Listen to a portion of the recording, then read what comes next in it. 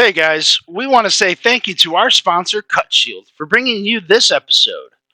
Make sure you check them out on the link below and use the promo code for 25% off your order.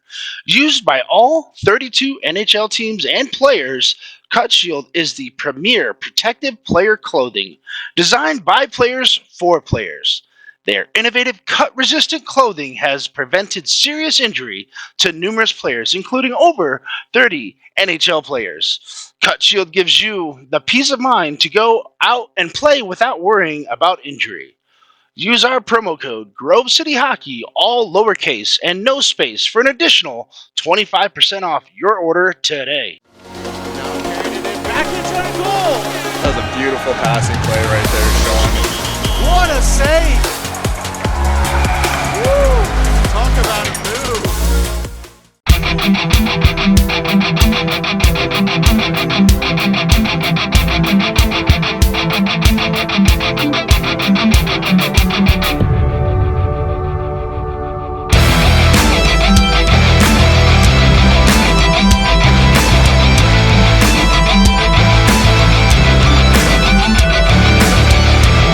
Welcome to another exciting edition to Grove City Hockey Presents Hockey in our neck of the woods, and you, sir, were a very talked about person towards the end.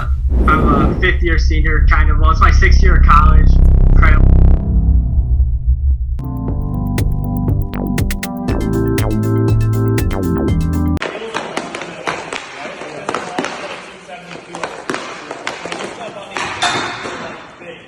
But because the poop rocks.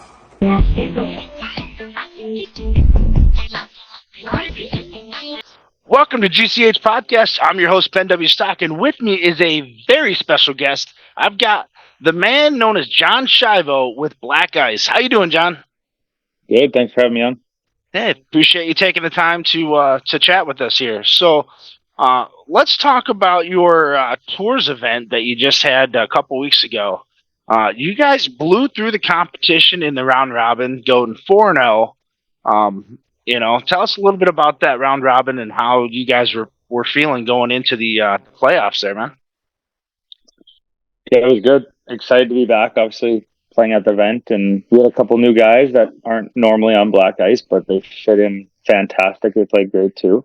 I think that was a round robin we hoped for. You play those good of games against any team, it's gonna help. Our scoring was clicking in two of them really well. I believe in two of the games. Our second and third line, which I think we have three incredible lines, but they were the ones ripping up those big games that were a little bit tighter. And Scooter ball was huge. But all those through our lineup, we're pretty dialed in, pretty stacked. We know a lot of chemistry already. So we came out really good, and like I said, it was just a really good 4 games to get going and have a flow to the beginning of the summer. Yeah, cool. So, and then you guys get to the playoffs. You guys drew Tour Roadrunners, right? Who'd you guys play in the first round? We played the Blake Bennett's team in the quarters, and that was actually a back-to-back game. So it was North Park. We played them last round robin game, good game, and then we played them again that same night in the quarters. And that was when the event was getting a little late in the night. They were trying to fix the floor and things like that. And so back-to-back games against them. Usually it's hard to beat the same team twice. We played a really good game. Again, it was tight, but made it through, and then late that night, we found out the Roadrunners won, kind of crushed the Skittles, and then playing again the next morning in the semis.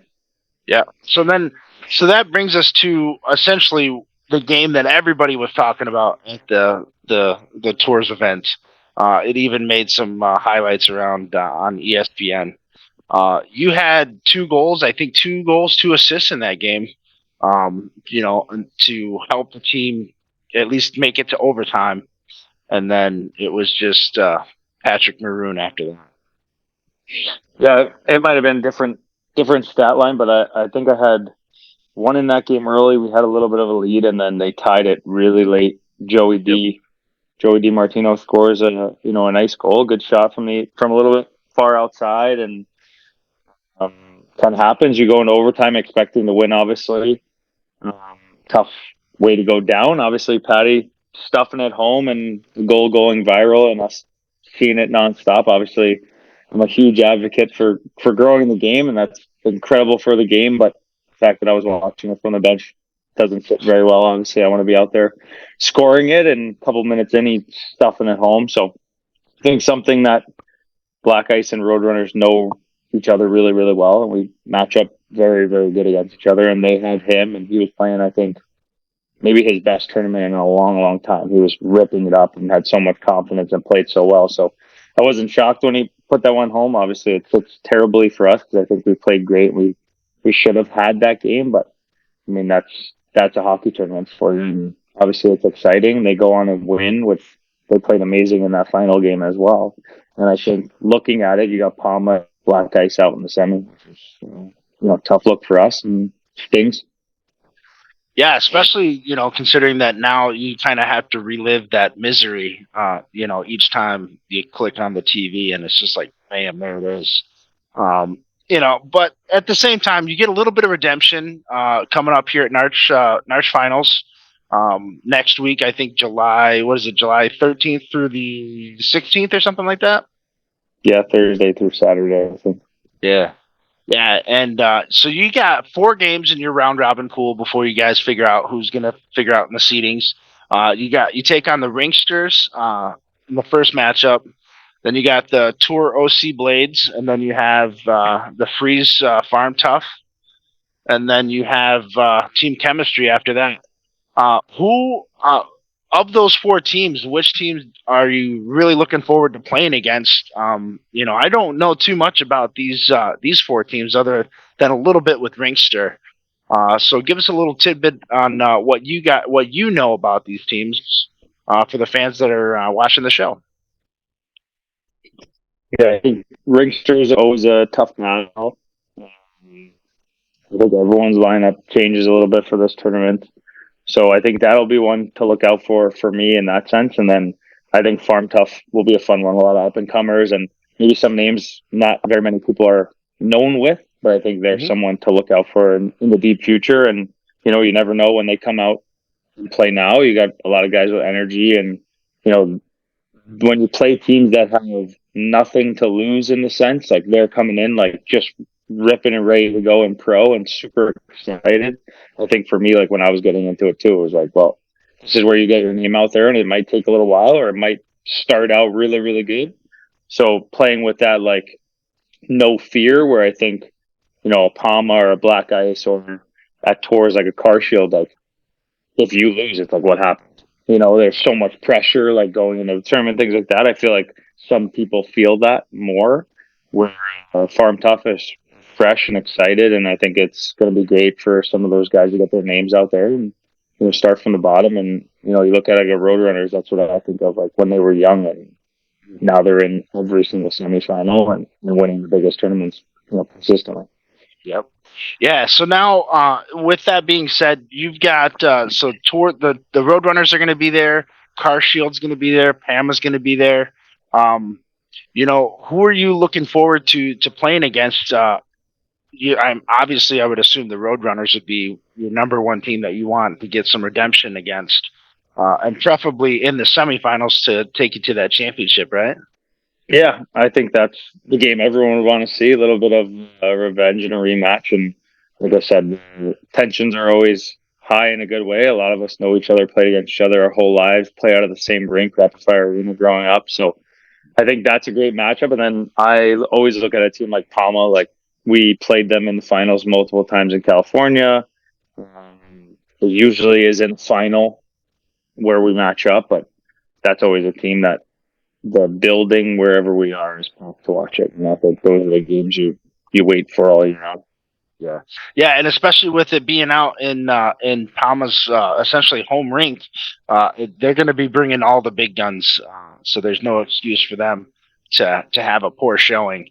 So it's going to be really cool to see how you guys stack up and see the results here. So So now tell us, we're going to shift a little bit to ice hockey season. You're currently with the Kansas City Mavericks, right? That's where I finished up this CHL season. Yeah. Okay, cool. Do you have another team lined up for this next session, or? I got traded. My rights got traded to the Reading Royals just a couple weeks ago. So another ECHL team affiliated with the Flyers. So my rights just got traded there, and no update yet on what I'll be doing. Okay, no worries. So tell us a little bit about this this 3-ice. Is it a tournament? Is it a like a little playoff series? Or tell us a little bit about it, because I'm actually pretty stoked. You got probably one of the best goaltenders ever to play or lace up the pads. As your coach, so that's got to be something special right there. Oh, it's incredible. Got to play in season 1 of 3-ice hockey. Basically like a hockey tournament style summer league. Full ice, 3-on-3. Penalties are penalty shots. Icings are penalty shots. No power plays, just penalty shots, and the players actually chase you down when the puck is live. So some really exciting rules, I think, in my eyes. And playing 3-on-3, in my opinion, like when you watch an NHL game, guys aren't as risky because the game is on the line. And 3-on-3 for 16 minutes in these tournament style games, it's all risk, high reward. So 3-on-3 full ice, some different rules, live on CBS Sports and TSN in Canada. So on national television, which is incredible. And this year is season 2. Lucky to be back in it and honored to be back in it. Drafted by Grant Tier's team, which was all Hall of Fame coaches, absolute legends in ice hockey realm.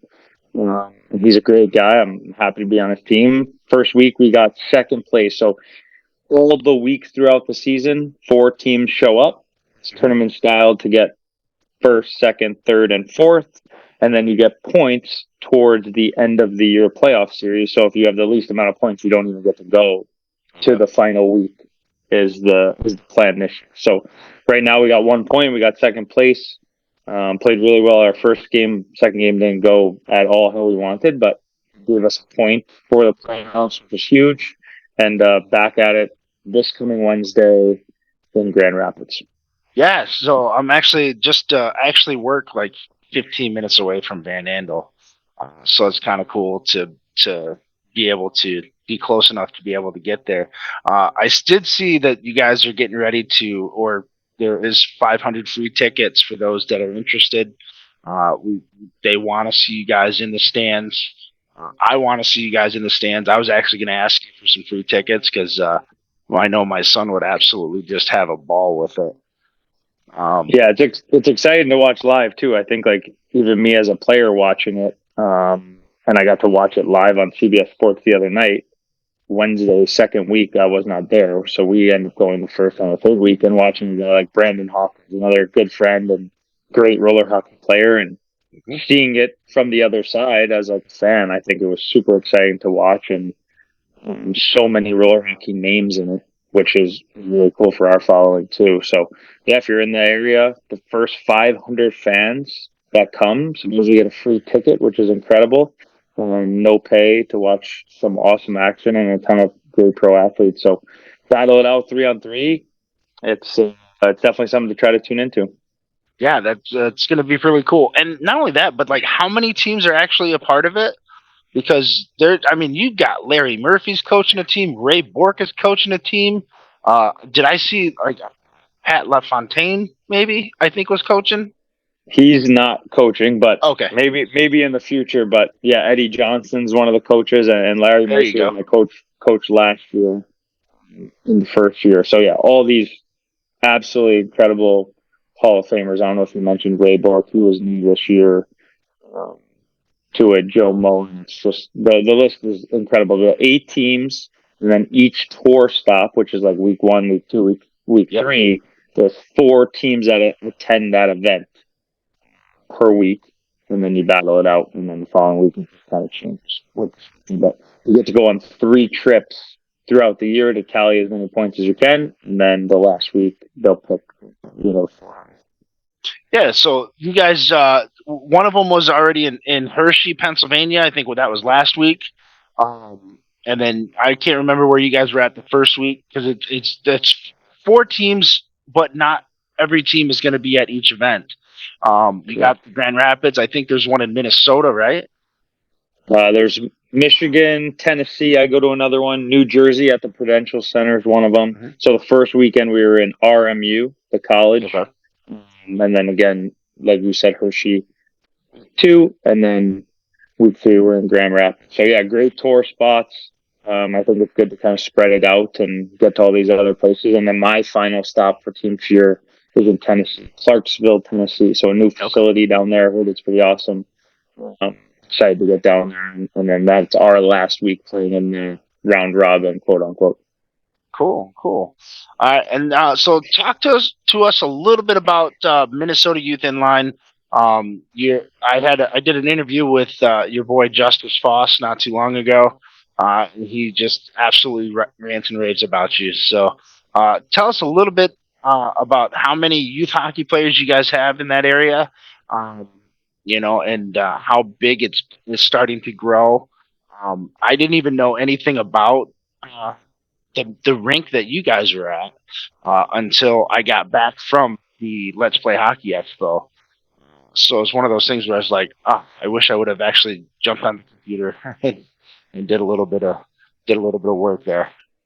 Totally. Well, Justice has been doing an amazing job since taking over, especially on that adult side and the 3 divisions he has. I've loved seeing the updates on social, and he's just like putting so much passion into it as well. He plays in it, so it makes it even better that he's a great goalie and performs in his league as well. But what we're doing on our side, and Joe Dufton is definitely the ringleader. I was honored to jump in with him after his many years of pursuing this. He started from White Bear Lake, Minnesota. Started at an old school outdoor rink, wood boards, getting kids on the wheels, doing like small training type sessions, not really like games. So it was all training on wheels, cross training, and that's like completely what I've done my whole life. So moving here, 2019-ish, got to meet him and become really good friends with him. Then partnered up with him with our Best Shift company, his youth roller stuff in White Bear, and it's just been a great partnership overall. Just because his passion was already there for it, and I just got to bring a bit of knowledge and maybe a little bit of the outside roller hockey world that Minnesota's not used to. Kind of throw it in with my social media, get it talking about the tournaments, and obviously the dream is to have full on huge roller hockey league for youth throughout the whole summer. Basically, we did a couple months of that, and then all summer long we do our training on wheels. And at our gym, that's Mars Blades, and then at White Bear Lake, it's all training camp type stuff instead of like a full on league. So we did our league. It went great this year. We had over 4 teams in almost all the divisions. It was so much fun to see how excited these kids were. How much fun they had, because that just reminds me of me. And we're playing on a rink that doesn't have sport court. I've been spoiled my whole life to play on sport court, so to play on a different surface here, super smooth, kind of a tinier rink at the Hippodrome where we play. But I think, like I said, I'll just keep reiterating like what Joe Dustin has done out there for the game of roller hockey, and it's because he loved doing it himself, and he saw how much it benefited him. So to get in his community where he grew up and kind of teach those same things and see his kids do it and like it as well, hopefully it just keeps growing, to the sky. And I think the same thing for the adults, like what Justice has been doing for the adults has been great for the area. And it just makes me excited that like it kind of fell into this at the right time, because I feel with my presence here and hopefully what we can do in the next couple of years, whether that's grow really big, bring tile to one of the rinks, able to get tournaments going, some youth teams. Like we have some absolutely incredible talent here in the youth on wheels that it's very underground right now, but I know it's gonna come to the surface, and you might see us around in the next couple of years. Well, I actually have a feeling that is going to happen with the current trade with the Minnesota Wild and the Tampa Bay Lightning. because now Patrick Maroon is going to be in that Minnesota area, and inline hockey should start to explode up there. I know that if Grove City sends me back out that way this next year, I know I'm going to be talking about it. I'm going to be stopping out by the rink and doing what I can to help grow this sport for you guys as well. Yeah, absolutely. I think Patty coming here will definitely help. We definitely have a lot of other pro players coming in and college players on Mars Blades at our shop in Eagan, Minnesota, best shift training. Obviously, I'm a huge advocate for it. I think it helps your game a ton, cross training and training on wheels. So I think with him being around more and a couple other people that have, been popping in and out, skating with us, training with us, I think it's going in the right direction, and I'm super happy to be a part of it. But for sure, I would say look out for what's coming on here in Minnesota for sure. Yeah, I kid you not, man. I didn't even know that the state finals was going on during that Let's Play Hockey Expo. We walked in and everybody was like, "Are you in line to get tickets to the hockey game?" And we were like, "What?" And so it's really cool. I mean, you get 22,000 fans just for quarterfinal high school hockey. It just blows my mind that is, and it's cool. Like, we love the game, we love the sport. That was one of the other questions I had for you as well. Is you always hear ice hockey coaches knocking down roller hockey. You kind of just hit the head on the nail, or the nail on the head there with where your stance is, where it's great secondhand training for your ice game, or vice versa, because again, it's like playing baseball and softball. It's essentially the same sport. Your goal is to put the puck in the back of the net, but you have more time with it on 4-on-4 than you do with 5-on-5. Yeah, I think the timing of all of this right now is the best. I've been preaching this, from the first podcast I've ever been on, and social media and everything. Like, roller hockey's given me skill set and the vision and everything that I've done on the ice.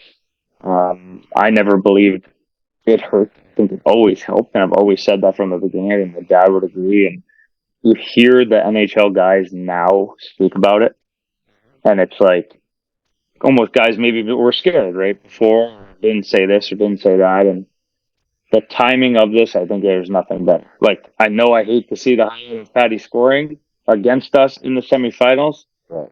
Can't say it's maybe the best thing for the game right now. Like, it's perfect timing. You got Connor Bedard, Johnson, all these guys up in Canada playing in their minor pro league.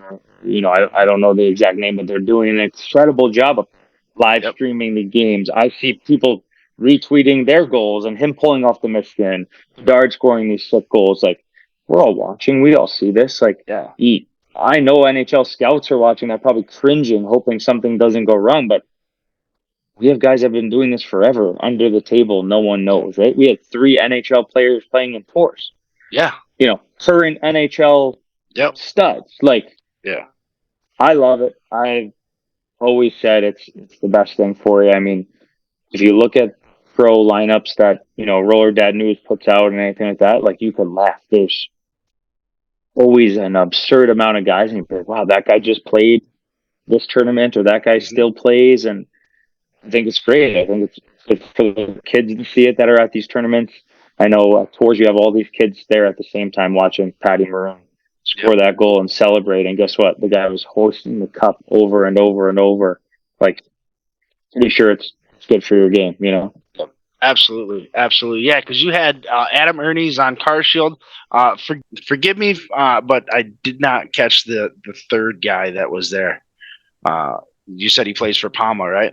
So from the Ducks, Comtois of the Ducks, and he's been playing with Palma for a bit. We played against him a bunch of times, and he was at tours as well. Oh, cool. Yeah. See, I didn't even catch that. So, it's pretty crazy when you got somebody who follows pro inline, not quite as heavily as I do, but he just slid right under the radar. So, but it's pretty cool, because like you said, it's finally, those NHL guys are, they're encouraging the youth to get out there and play roller hockey, because it really does help. I'm curious to see if Connor's going to make an appearance playing roller hockey down here in stateside at some point. I think it would be really cool to see him do that. But you got ice hockey players that are playing at such a high level now. Been playing on the pro level inline circuit for a number of years, because you've been playing since what, almost 11 or almost 13 years now, 14 years. Yeah, it's been a long road, that's for sure. Yeah, I think your first pro event was in 2012, if I'm not mistaken. Could have been. It was Mission Next Generation at the time. Yeah, it might have even been 2010, to be honest with you. Yeah, I wish I remember the dates that could. No, it's crazy. I just looked at it probably about an hour and a half ago, and now I forgot. No, that's how some of these days blend right together with some of the busyness. So, but yeah, all right, man. Well, that's it for this episode. I want to thank you for taking the time to chat with us and to help us grow the game, because that's our mission here at Grove City Hockey, is growing the game and getting the spotlight out there to our audience that may not be aware of some of the things going on in the roller hockey world. So it's just pretty cool. So, man, I appreciate it very much. Yeah. Thanks for having me. That's our same vision here in Minnesota at Best Shift. And, a lot of friends doing the same thing on Long Island, New York, where I'm from. And we're the biggest advocates for that. Hopefully we could grow this game, back to when it was on ESPN and people knew all about roller hockey. And I think we're in a good spot right now, hopefully with a lot of this energy from the NHL guys and a lot of pro ice guys saying how good it is. I really think we're in a good spot. Yeah, I think so too. So, all right, John, well, appreciate it. And we'll see you guys on the flip side.